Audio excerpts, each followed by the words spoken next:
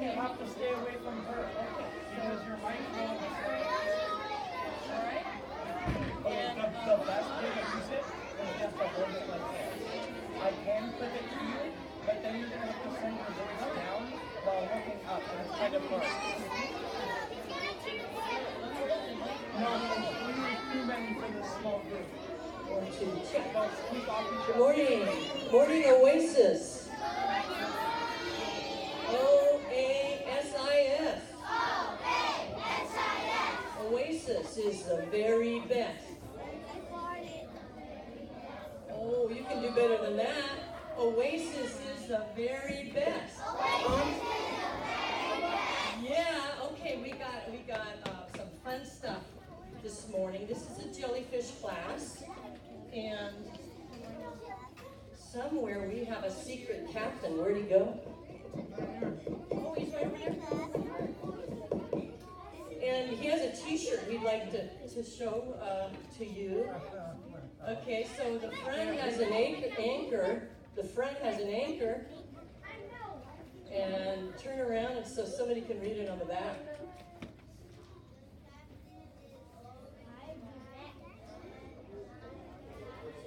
The captain is always right, and I am the captain. So we have a guest, a real captain who used to be a fisherman. We're featuring the Persevere, and you'll see our boat in a minute. So we'd like to sing you an optimism song. Is everybody ready? And if you know the words, please sing along, okay?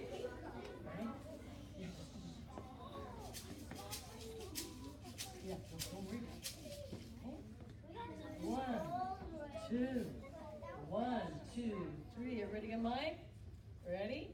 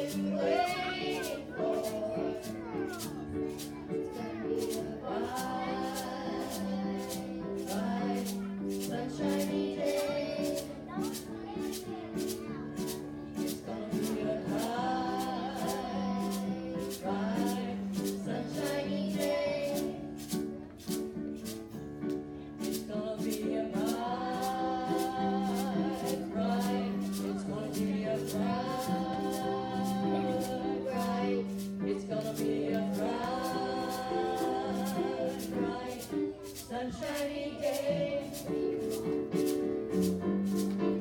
Sunshiny day.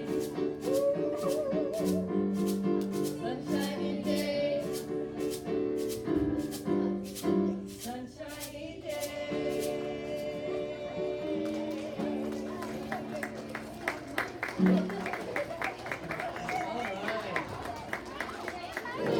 We have a couple of poems, and there's one person who's sick and someone who's not feeling too well, so Vince, would you come forward?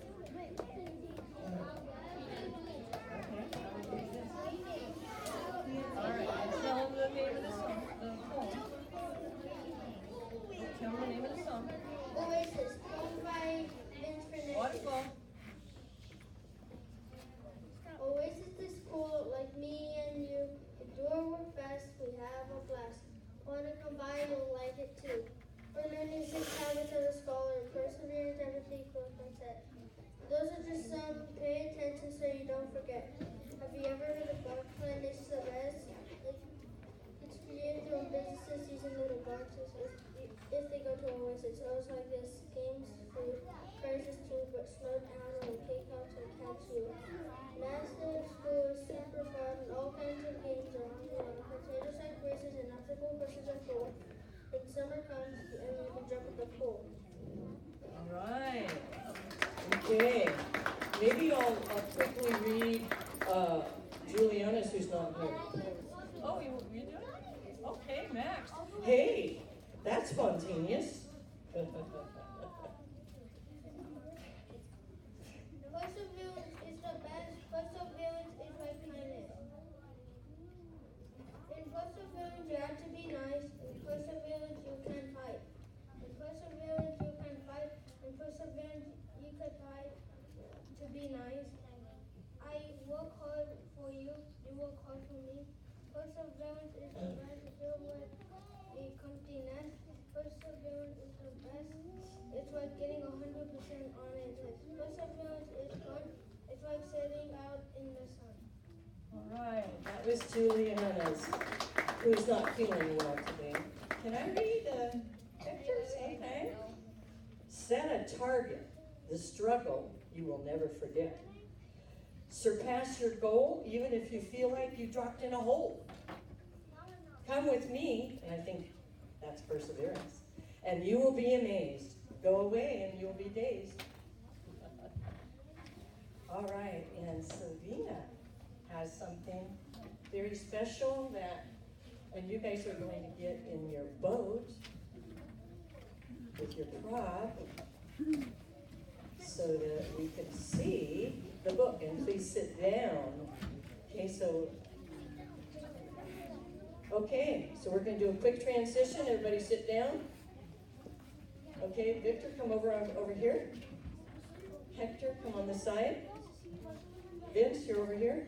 Okay, ready? 1, 2, 3.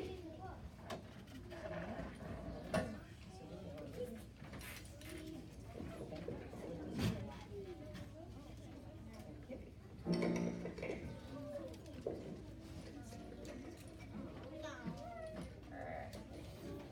good.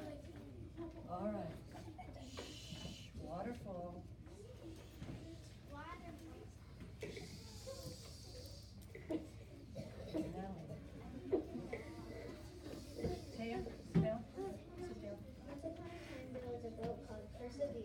Persevere had a lot of perseverance. He just kept moving forward no matter what. One day, a fisherman called Jullian bought Persevere. They became best friends. They caught a lot of fish together. The next day, they were catching fish. Jullian said, "This is too hard." Persevere said, "Don't worry, just keep trying." So the fishermen did. He told himself, "I can do this. I will endure with hope." So Captain Jullian never gave up because he was optimistic and had a lot of perseverance. So Captain Jullian and the Persevere sailed on and had many happy days together. Author's note. The Persevere given up. I hope this book motivated you to use perseverance. By Savina.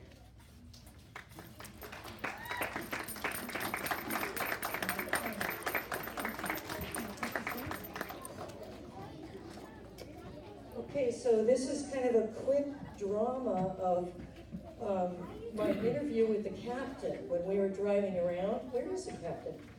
He's right there. Okay, well, we're going to dramatize this, and we have several people. We have fishing poles. We have a net that caught jellyfish, and yeah, we've got waves. We've got things featuring night and day, and the watchman. Jennifer, come up front. And Max, you guys are going to be the watchmen. Come up front. Ready, set, come on. We have to see your binoculars. Actually, Juliana maybe, since she's absent. Come over here. Okay, and we have navigators, and there's a compass. Jeanette, hold up the compass. Okay, north, south, because navigation is very important. So are we ready? All right. Perseverance is about a boat and what it took to keep it afloat. It's a story of work. It's a story of struggle.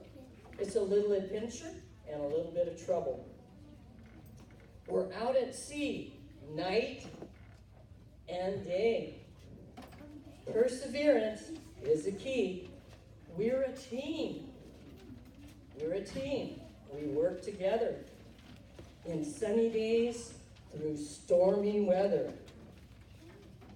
Okay. Navigation. Where's our compass? Navigation. Charting a course. In order to know where you're going, of course, first you got to know where you are in order to reach for that highest star. Overcoming obstacles as a team. We work together tirelessly, day and night, night and day. We fish, eat, sleep, and watch, and then we find some time to play. A boat is like a small city, even a school. Batteries, a galley, the engine and fuel. Pumps and oil and food to eat, they're all essential to have what you need. As a well-supplied team, we'll be well prepared. For dangers may come, and some unaware. Though we were not trained, we set out to sea, to fish far horizons. You, and me. Yes, we met some challenges, our team and our boat. In a storm, took on water. Oh no! And it would not float. Yes, it had a leak and needed repair. There seemed no solution. Way out there. So we started bailing as quick as we could, while lifting a prayer, because we felt that we should. And sunlight broke out and helped dry the boat. Yeah. So we quickly patched it so that it could now float. No, we hadn't a clue what the fish was all about, but a lot of hard work for a tuna or a trout. We each had a job. Let's see what you do. Let's see what you do. Stand up and do what you do. All right, come over here. Show us what you do. Oh, there's a net, there's a compass, there's a watchman. Let's see, where are the watchmen? Where are the watchmen? They'd be watching. Whether it was, oh yeah. While we each had a job and we each had a watch, while other boatmen slept from a very high spot, faithful and diligent, so crucial was his cause, the watchman awake, very carefully did watch. Whether it was day or whether it was night, there was always and always one who kept all in sight. So very important this task for this watch, to foresee any danger so it would come to naught.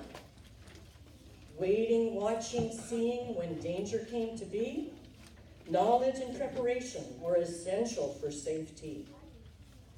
A well-oiled engine was another of our tasks. Pulleys, ropes, and lights were secured to the masts.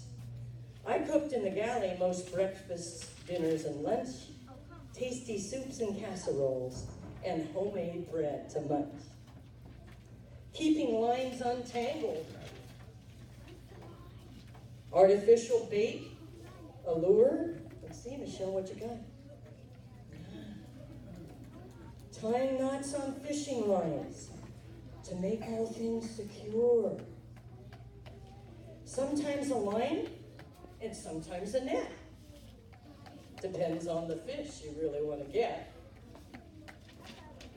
Tuna, cod, sand dabs, or flounder, or any other fish that fishermen encounter. It doesn't take a fisherman to figure all this out.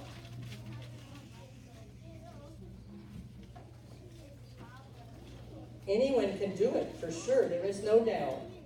We're all in a ship of life. We can all agree that perseverance is the key. So carefully chart your course, by all means, and you will surely reach your fondest of dreams. Everybody stand up. Everybody stand up. Persevere to the end, and a wonderful life happily you will spend. Now that's the end of our skit. And we have a presentation from the captain, but all the third graders, the jellyfish, are going to come in the front. And first, kindergarten first, if you need to leave, you can, or if you'd like to stay, it's about a 15-minute presentation. Okay? You just going to stay, or are you going to? Okay, so we'll let you transition. And everybody, if the first graders would like to stay, they may. And jellyfish, please take a seat right down here. Yeah. Oh my God. So take a seat, jellyfish. Leave your props right here. Take a seat. Jeanette, take a seat. Your props.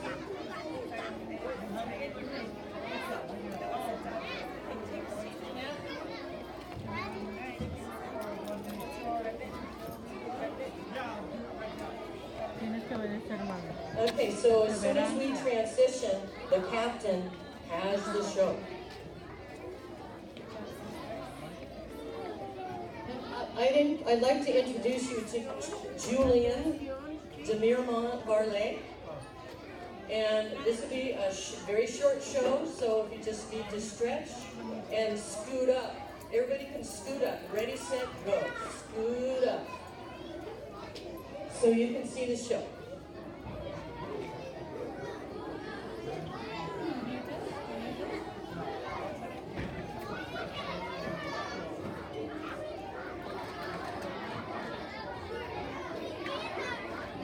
At the end, if you have any questions and answers, he's available.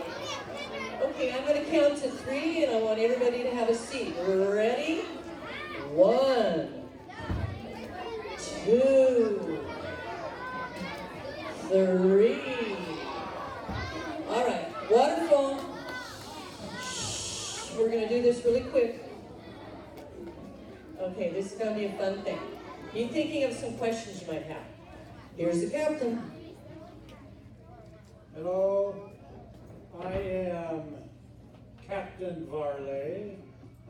Some people call me Captain Jullian or Capitan Julio, and my best friend just calls me the Captain. So this is a story, the Persevere, the story of a boat. This is a boat that my brother and I and a friend of ours bought a long time ago and went fishing with. So, this is the boat. It's kind of an old picture. This is the boat when it was out of the water. You can see the name Persevere right on the front. And there's a man up That's the flying bridge. You see that guy right there? No, that's not me. So, the persevere. And I know that Mrs. TV's class has been studying perseverance and optimism. So here is one definition: to persist in or remain constant to a purpose or task, holding to a course of action without giving up.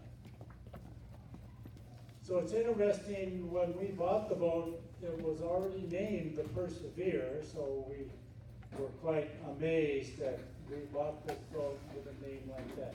So what kind of a boat was it? Well, it was built in 1919.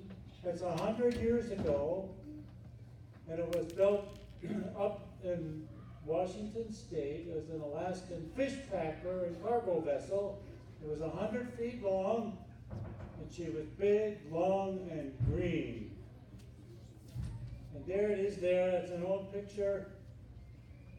And as you can see, it needs a paint job. And this was actually up in Sausalito just before we took it in to have it painted and worked on. So it's a big boat. So what kind of things are on a fishing boat? Well, there's a wheelhouse, the ship's helm, or the big wheel that you turn. There's a compass and a radar, so you can see things in the fog or when it's stormy out. A radio that we can talk to people with, and then there's a captain's cabin. So this right there is the wheelhouse, and there's the little radar up on top, and the captain's cabin is actually right in the back of the wheelhouse.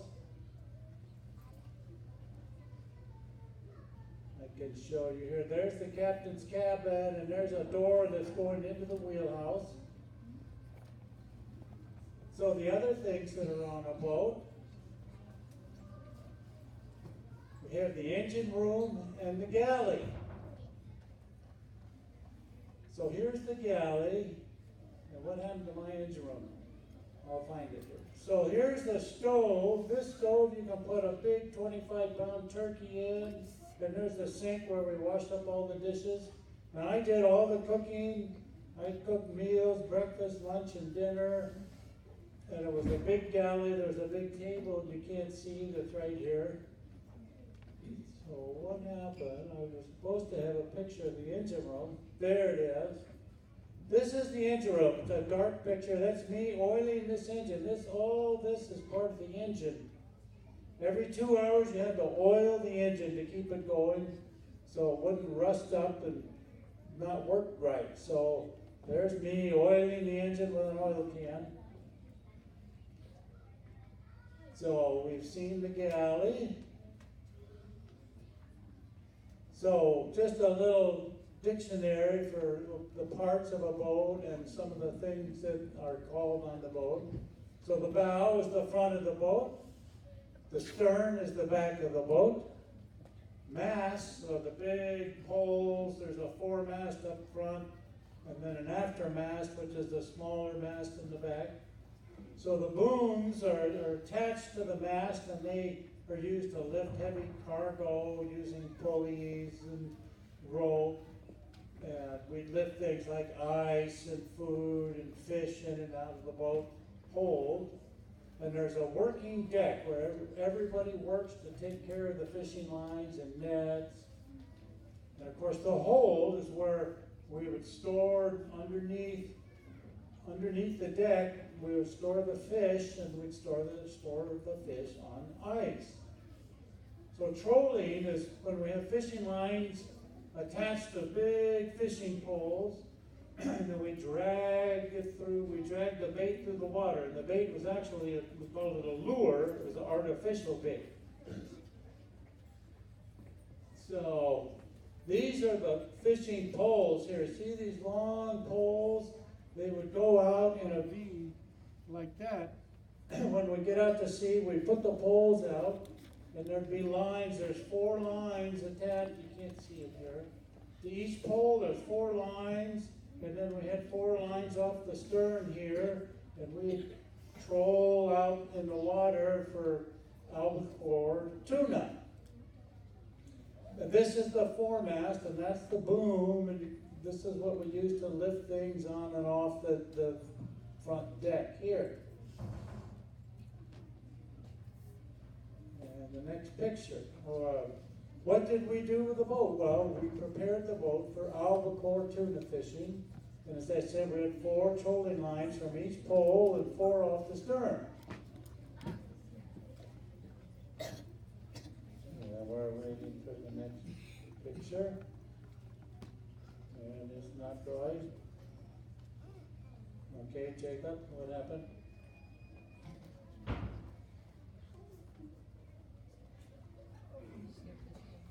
That's the one. I'm not sure. Wait, let me back up. Oh. You got it. It's responsive again. Okay, so we had 4 trolling lines off each pole and off the stern. And I showed you that before. And this is another picture. This is actually a picture of the Persevere, and it's anchored out in Monterey Bay. It's kind of foggy. But there's the fishing poles, and the boom, and the wheelhouse, and the captain's cabin back there. So, not only to get the albacore tuna, you had to go way out to sea. We had to go 100 or 200 miles out off the coast to where we'd find warm water. Right along the coast here is very cold water. There's a current that comes down from Alaska and goes south. But when you get out 100 or 200 miles, we run into a warm water current, which is coming up from Hawaii and all the warm places, and so we have warm water. And so right there where the cold water and the warm water meet, all the bait and there be logs and all kinds of things floating around because of the way the currents would bring all these things together. So the fish like the warm water and that area where the warm water and the cold water met because there was a lot of bait. Little things like sardines or anchovies, other smaller fish that the albacore loved to eat. So we would stay out to sea for sometimes 2 weeks at a time fishing. And we'd catch the fish each day and we'd put them on ice to save, keep them nice and cold and fresh, so when we came back in, we'd sell the fish to a cannery. And you've probably heard of the bumblebee canneries. We sold the fish to a bumblebee canneries. So out there, when you'd see these logs, floating logs, there'd be little sparrows and spiders and other birds that got blown out to sea. So here we are 100 or 200 miles out to sea, and we'd see little Tweety birds. I call a sparrow a Tweety bird. And they'd be resting on logs, and they'd see our boat, and they'd come and land on the boat because it was some place they could rest. It's quite amazing the amount of life that you can see out at sea. So here is a chart of the coast. Here's San Francisco, and here's Monterey right there. I don't know if the chairs are blocking. But we bought the boat way up here. This is Washington and the Puget Sound, and that's Canada, and Vancouver Island. But we bought the boat there, and we traveled out the Straits of Juan de Fuca and down the coast. And sometimes we go into Astoria, Oregon, right there. But there's all these little sea mounts out here where the bottom of the ocean would come up, and the bait, when the currents went over a big sea mount, they'd boil around and the bait would come into those areas, and we'd fish there. So we fished all the way up and down the coast. This is like 800 or 1,000 miles. So I just wanted to show you that we traveled a whole long distance up and down the coast when we go fishing. So what are the most important things on a boat? Well, number one, a lifeboat. If the boat sinks, you gotta have a lifeboat. And that for any kind of boat, whether it's a little canoe or a rowboat, if you're in one, you should always have a life vest or a flotation device, as the Coast Guard calls it. Very important. And the other things, you must have pumps to pump the water out if you start getting water in the boat. And an anchor, you want to have an anchor in case all the engines stop and the wind is blowing you onto the shore. You got to throw out your anchor so you don't go up on the shore. And then you got to have a galley to cook food. It doesn't matter if the engines are working or anything else is working, as long as you have pumps to pump the water out and an anchor to keep you from going onto the shore. You've got to have food to keep going and keep working. And then, of course, there's an engine. When the engine's running, it charges batteries so you can have light. And you need a good compass so you know where you're going. It's when you're out at sea, way out there, there's no land. Only at night you can see the North Star, and if you know some of the other stars, you can tell which direction you're going. But you must have a compass. And then you need a chart, like the one I showed you before, so that you can see on the chart where you're going and you can map out your course. So what dangers did we face out at sea? Well, the worst one we had was developing leaks that allowed water to come in, and that's when we had to have the pumps working to get the water out. You just couldn't let the boat fill up with water and sink. And the other danger, which people don't realize, is there's big logs and other things floating around out there, and if you don't keep a watch, you could run over these things and damage the boat, punch a big hole in the boat. And it's really dangerous at night because you can't see the logs. So you have to keep a watchful eye out. So stormy weather that they showed with their waves here would toss the boat to and fro, and you really had to tie everything down and make sure that when the boat went like this, things didn't fall over or fall overboard. You had to hang on because you didn't want to fall overboard yourself. So the other danger, if you're not keeping a watch, out of nowhere there could be another boat out there, and if you aren't watching, you could run right into them. It's amazing. So what did we do to prevent the dangers?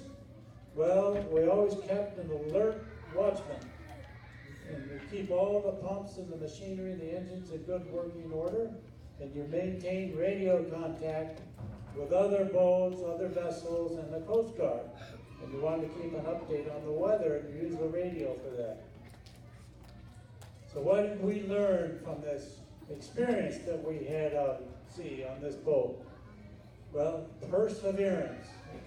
In the face of danger and trouble, you just couldn't give up. You had to persevere and go right on through it. So we had to maintain an optimistic attitude.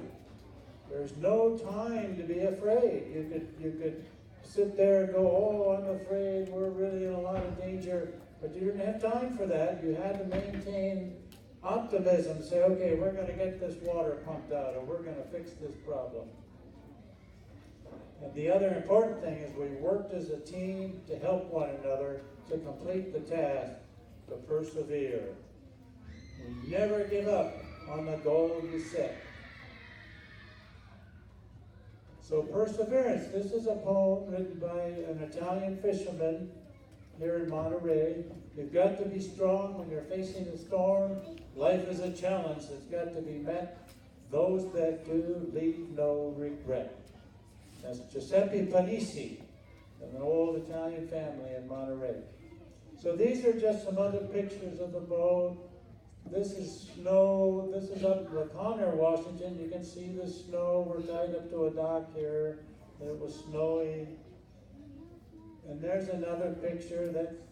That's me right there. It's hard to see. And there's the other friend of ours right there I was talking to.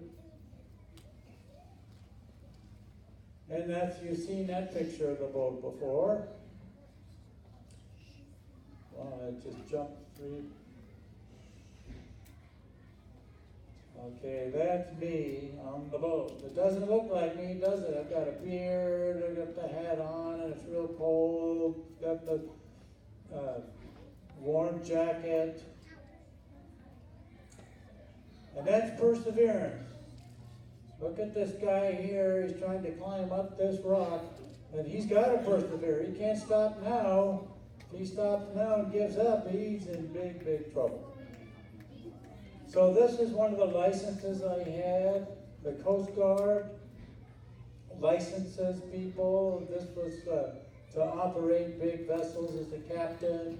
And this is another license I had to operate tugboats, because I worked on tugboats for many years after the Persevere.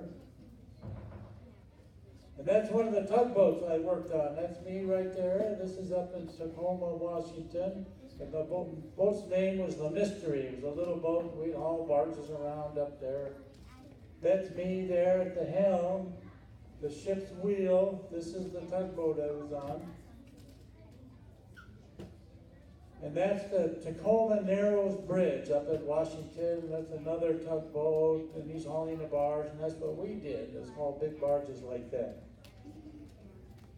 And that's just, when we were all done with the work, we'd go play. And so this is a friend of mine's two-masted sailboat, beautiful boat that I sailed on, and I helped him work it sometimes and fix things. So this is a quote that I found that it always inspires me, that I keep close to my heart. Consider it great joy whenever you experience various trials, because you know that the testing of your character produces perseverance. And let perseverance have its full effect, so that you may be mature and complete, lacking in nothing. And that's it. That's the story of the Persevere.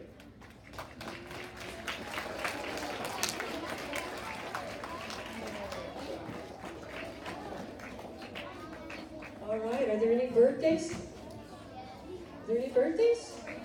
None? Okay. Well, I know that was a little long one. Hey, I want to thank you guys for being so patient. That's another virtue. Okay, so Jillies are going to wait. First graders, may line up. Okay. Oh, announcements. Sorry, announcements. Yes, we have announcements. Go make it happen. Yearbooks are on sale still. 37 out of 80 have been sold.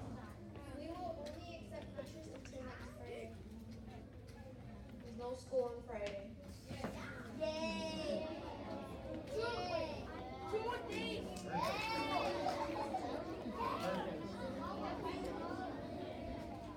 Look it off.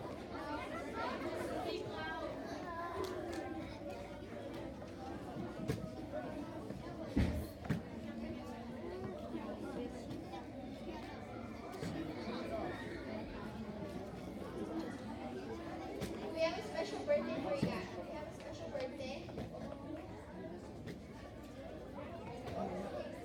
Can you guys all say happy birthday to Mia?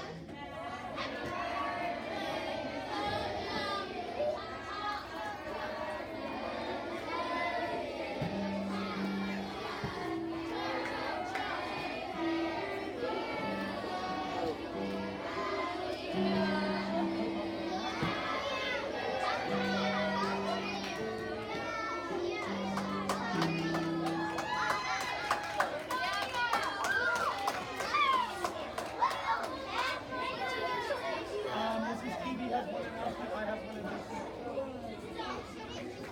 I'm gonna go last. So I'm just reminding you about the poetry contest. The deadline is April 30th. We got plenty of time. I noticed people are passing poems over to me. You just have to fill out a little card with your name and information, and then I will mail it in with the school. I have maybe half a dozen or more, but I know you all are poets and you just don't know it.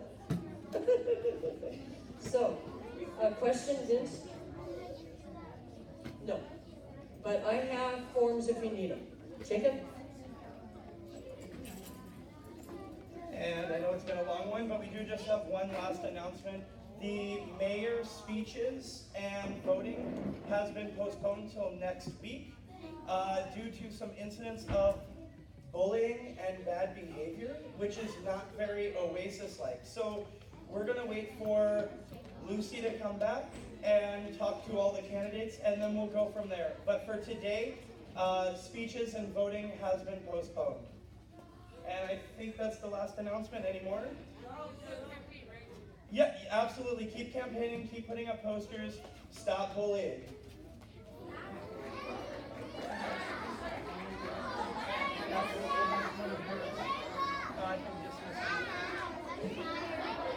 For dismissals, sea otters, you may go.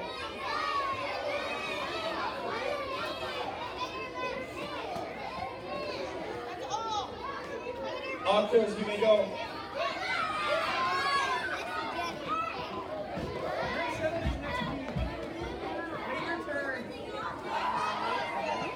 Orcas, you may go.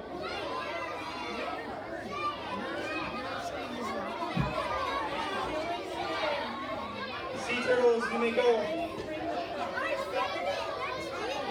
And anglers, whoops.